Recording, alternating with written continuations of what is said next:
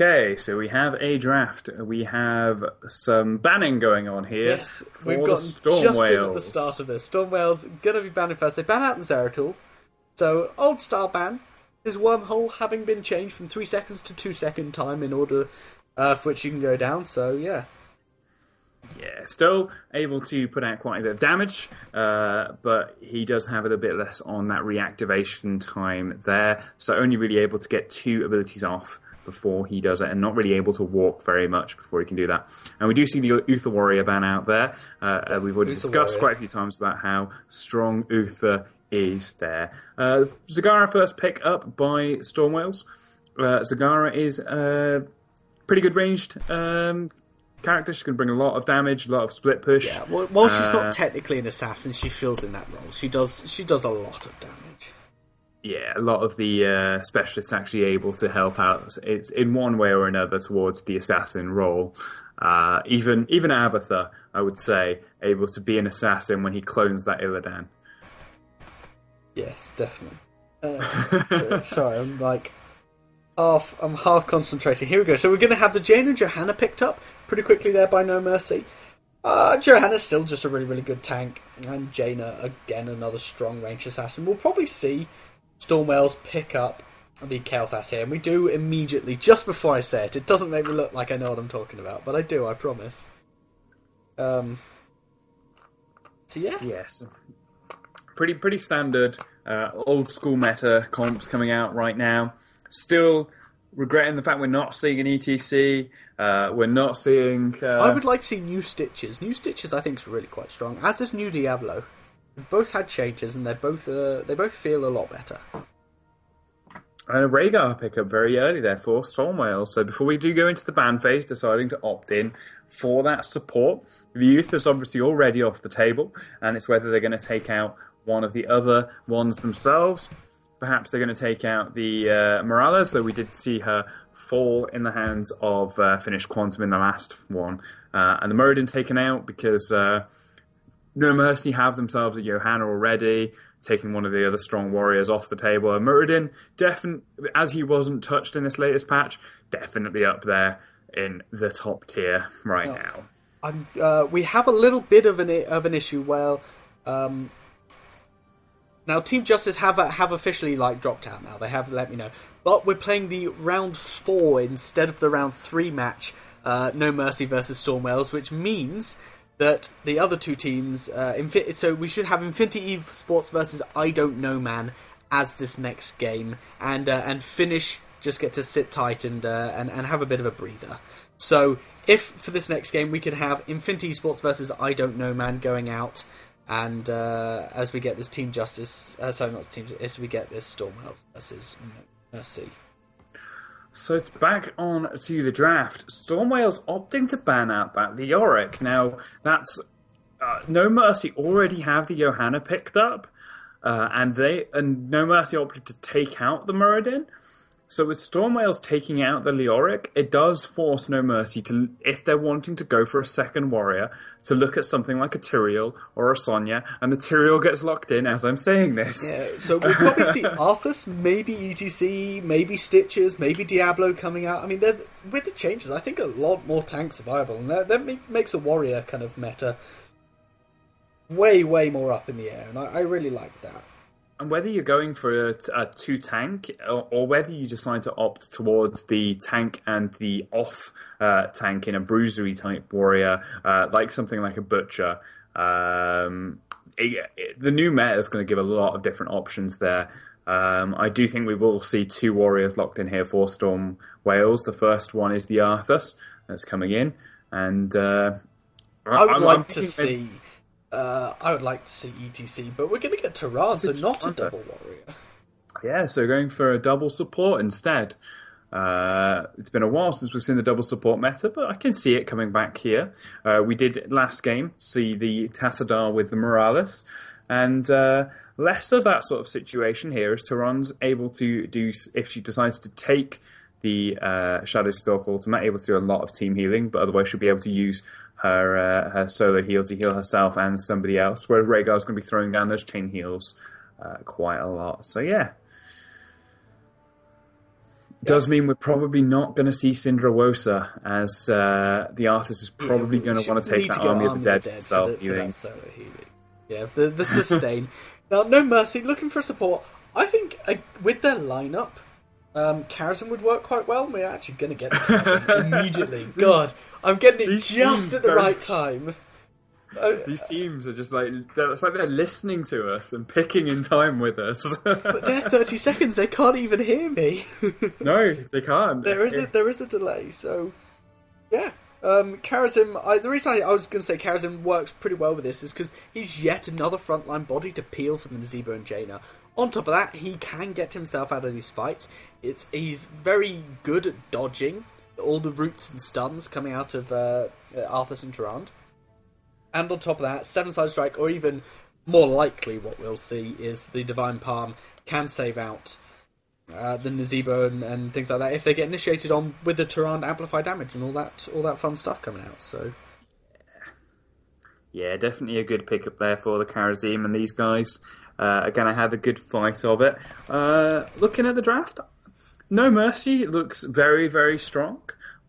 But I kind of like the look of Storm Whales. I think that Durand just sort of swings me around to seeing what they can do here. That damage amp in the early game is going to give them a lot of power, and the Kael'thas is going to come on in towards the late game.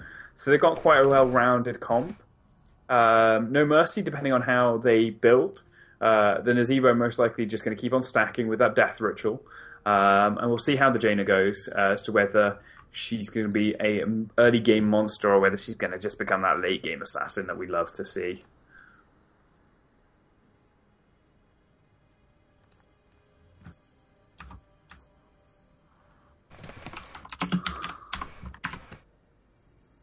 And so we are getting into this now. The lobby's getting set up, so we'll be into the client again very, very soon, I am sure.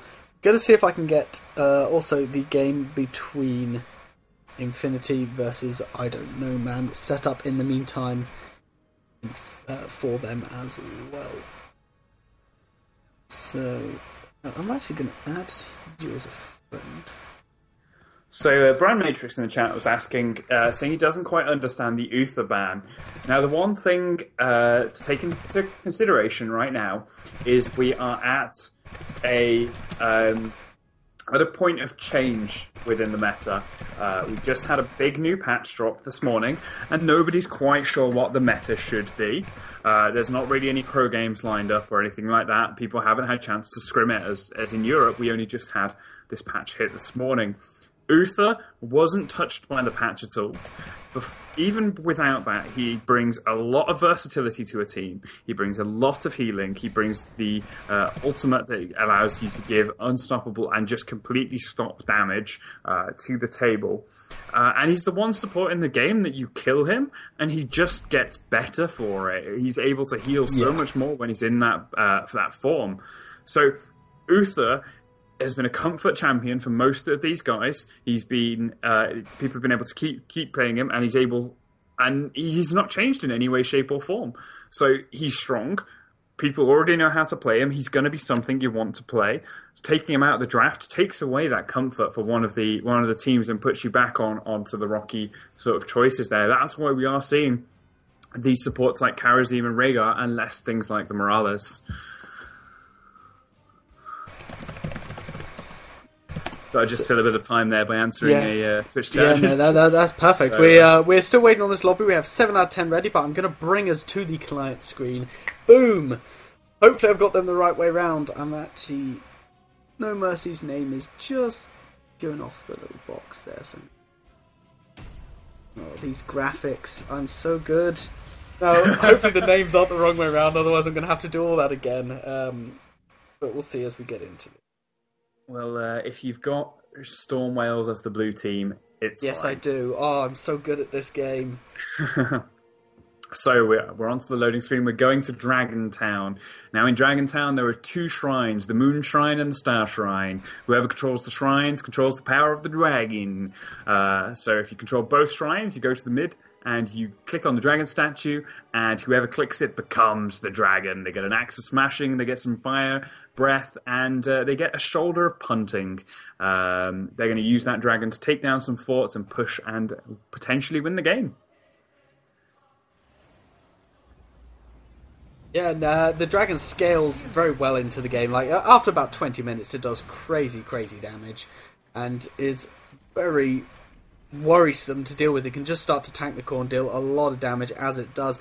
But getting into this, do you want to introduce noMercy HyperX in the red? I will introduce noMercy HyperX. So for our Polish team, noMercy, we have Kotar playing Karazin. We have Fatty on the Johanna. Yes, she does become a Fatty later on. We have Nikon on the Nazebo. We have Crazy Zoo on the Tyrael. And we have a Blaze playing the Jaina. Got a little bit of lag, so we're going to have a pause. While the pause is there, do you want to introduce our Storm Whales? Will do. In the top lane, playing the Zagara, we're going to have Boss play for Storm Whales. Hypathan is playing the Arthas, the team captain there. Henky Boy on Tyrande. Warrior Duck, what a fantastic name there, on the Kael'thas. And Jokel? Jokel? Yeah, I'm going to call him Jokel. Jokel. Playing that Rhaegar. Hi Mum, I'm on stream. Excellent.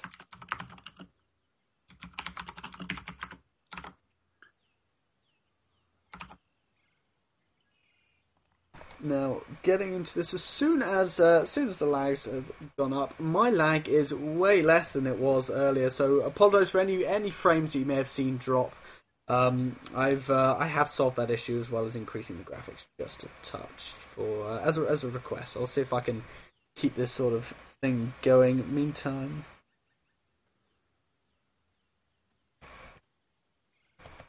okay. Yeah, we're getting into it. Into the team. 4, 3, 2, 1. So yeah, we're going to have potentially 4 members here. A lot of the chat going there. We're going to have the 4 members going into mid, and potentially going to set up a party bush for Storm Whales. Meanwhile, we have noMercy HyperX. Setting up 5-man. Yeah, they're setting up a 5-man party bush coming in from the top. So Zagara, the only person boss on that Zagara there.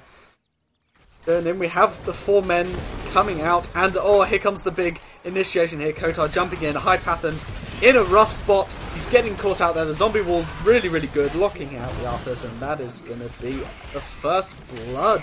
noMercy HyperX doing very well there to pick up the first kill, but they haven't had anybody soaking top lane or bottom lane as the waves get cleaned up, but small experience advantage. It's probably actually pretty good. This is the guy who's able to soak some of them. Yeah, so pretty good there. A kill, but the Zagara soak is going to make that fine, and they nearly didn't get that. The Arthur's just a little bit overextended there after that party brush, so yeah. Meanwhile, in the top lane, we've got the Zagara versus the Nazebo. This is a pretty... so I'm just changing all my sound, so I apologise for this. It's I put it down too low very briefly there.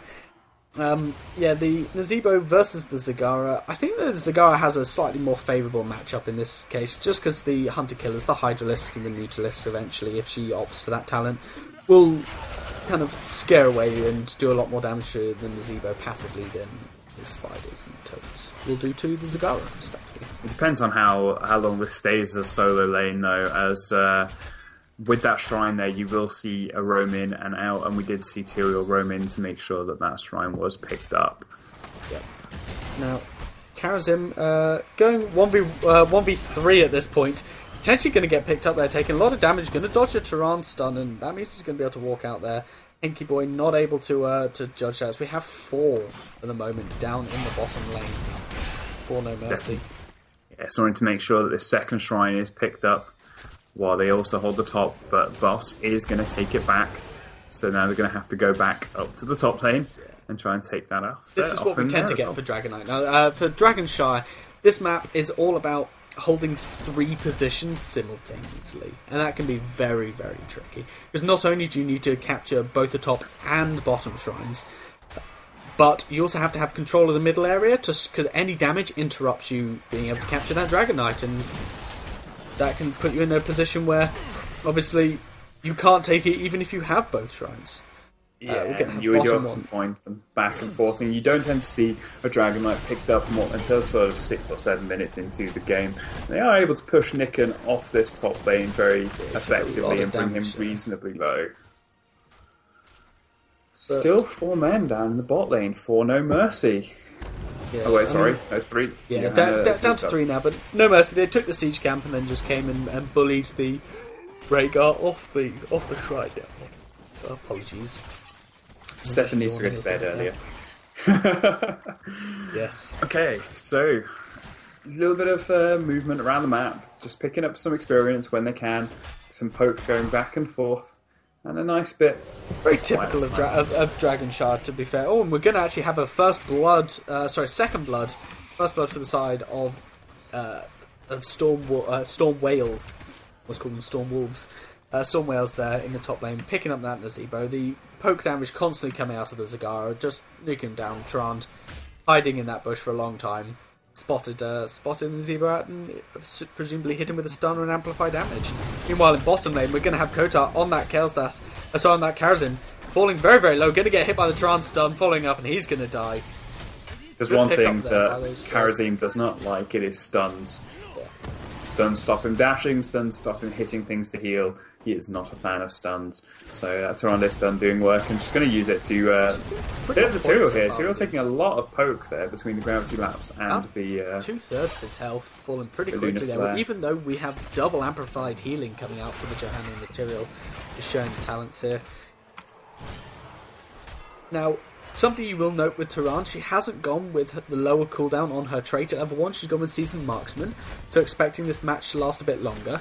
But also we see Searing Arrows come out at level 4. Now, mostly for damaged Tyrandes, it was a choice between Searing Arrows or Focused Attack. Now, Searing Arrows, with the change to Tyrande's Focused Attack, or rather with the change to Searing Arrows, I can't remember which one got changed, however, it is now quite obvious that Searing Arrows is better overall for damage for Tyrande. So, those of you looking to rebuild your Tyrande after the patch, Searing Arrows will do more damage overall. There we go, a little bit of an insight there into how to play Tyrande. So, the Tyrande here getting caught out a little bit. The Karazin going in, but she will get back under tower, so she's not going to fall. Going to be able to just back up, heal up, and come back to the lane. Good Lunar Flare coming out there. She positioned it on top of herself by doing ult and then hitting a Lunar Flare, so it'll be ult E.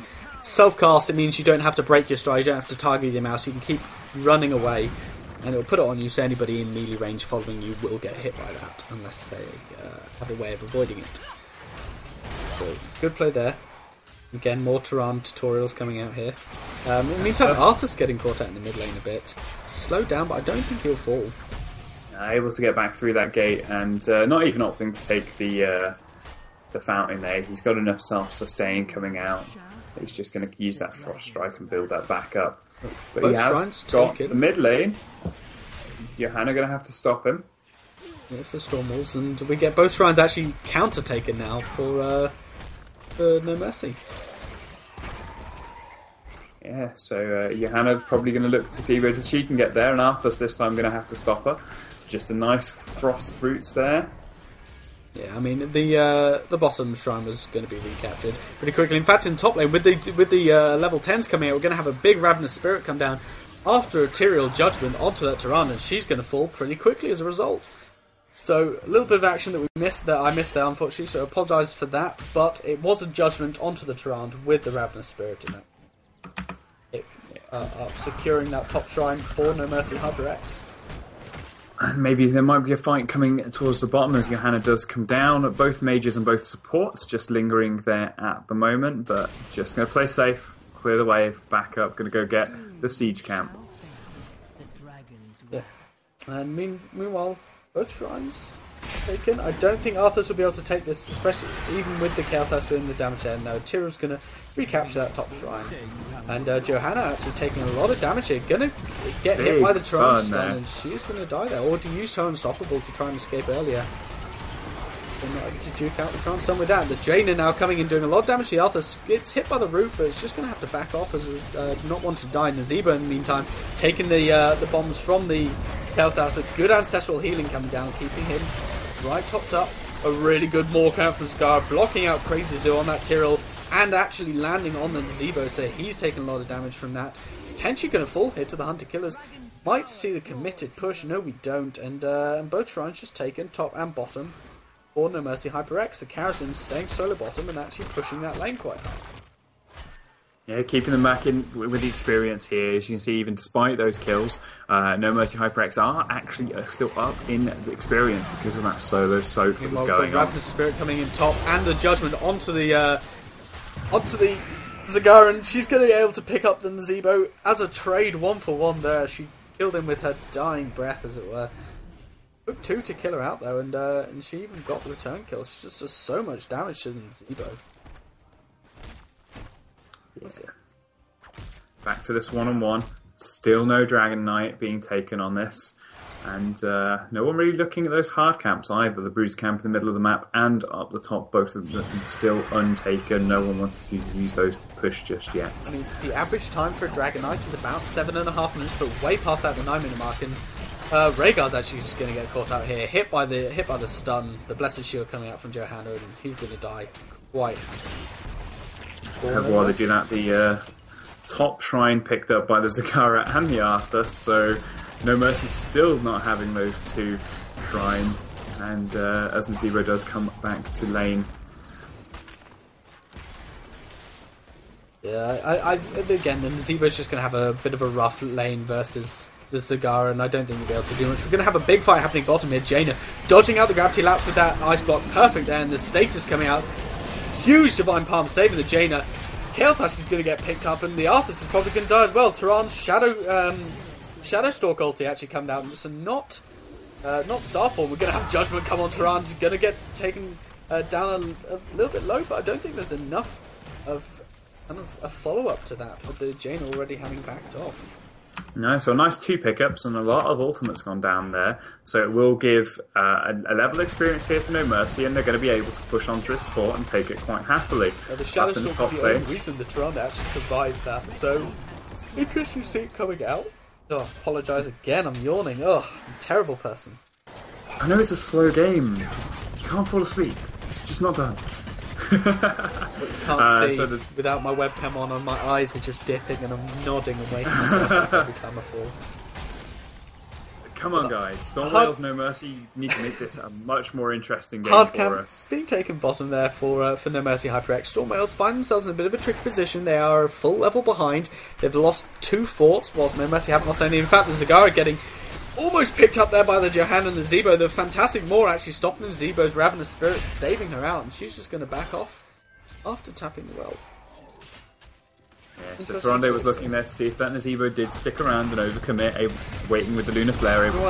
We have a Judgment coming on the Kael'thas, but he's able to drop his Phoenix with a huge ancestral healing actually landing on him, saving him from almost dead. However, the Jaina coming in doing a lot of cover damage with that Blizzard. Kotar almost falling on the Karazhan, but he's not going to. Arthur might be able to save his Rhaegar friend if he throws out a Howling Blast. He doesn't, so he doesn't get any root. And the Tehran ultimate Shadowstalk coming down.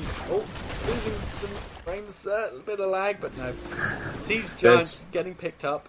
Both of them actually for the side of noMercy HyperX pushing in this bottom lane. And they'll probably rotate up. Maybe try and pick up this Zagara and take the top shrine, and eventually the Dragon Knight. Might get our first Dragon Knight in this game at about the 14-15 minute mark. So while this was going on, the Tyrande and the Zagara were fighting up in that top against that Nazeebo, and they were able to push on with their hard camp that was pushing into the lane. So Zagara is actually likely to pick up this fort in the top lane before anyone can come round, but the Johanna does ride up there for getting the push on bottom.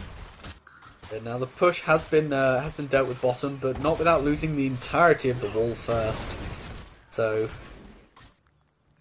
a decent push coming out from noMercy HyperX here. And Zagara versus the Johanna. Oh, we and have a pause. Yeah, gives a bit of a time to break and for me to again apologise for yawning. I don't know what's going on. I feel rested. I'm fine. I just busy day. That's all.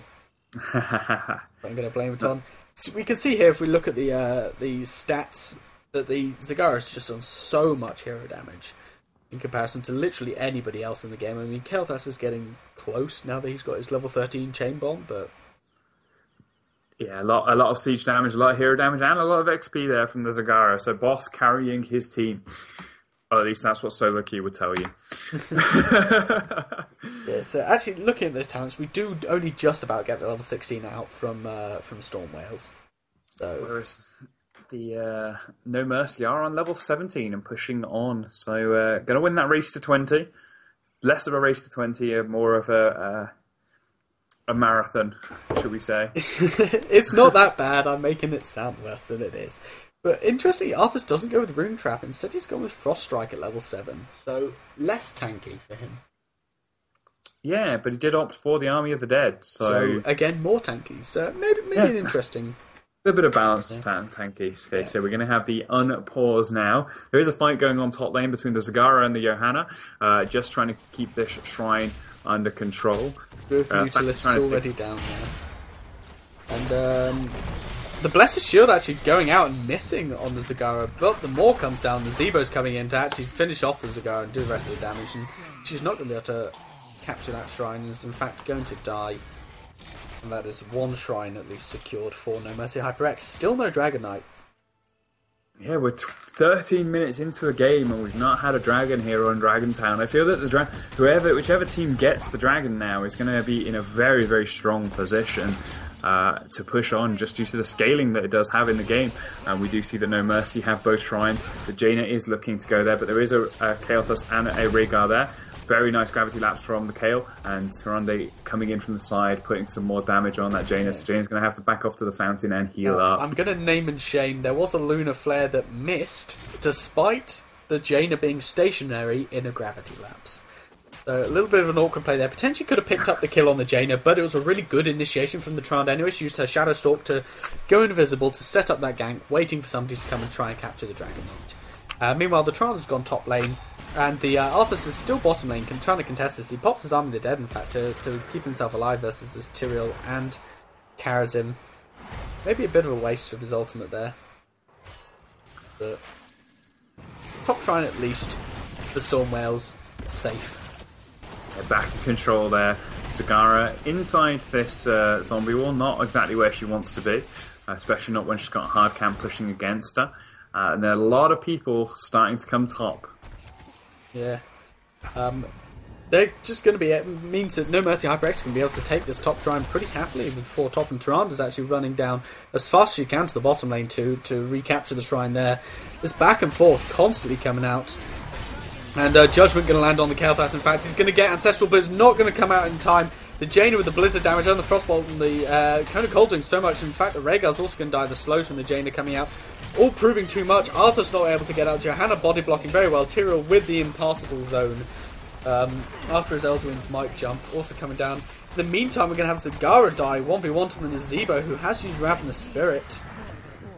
Pick that up, and Johanna's just going to go down to bottom and take this bottom shrine. Tyrande going to have to back off. She wasn't there in the fight. She was taking the bottom shrine to deny the Dragon Knight. This means the first Dragon Knight of the game, 15 minutes in. I think I said that earlier, didn't I? Tyrande Owl just missing. And Crazy Zoo on that Tyrael taking the Dragon Knight.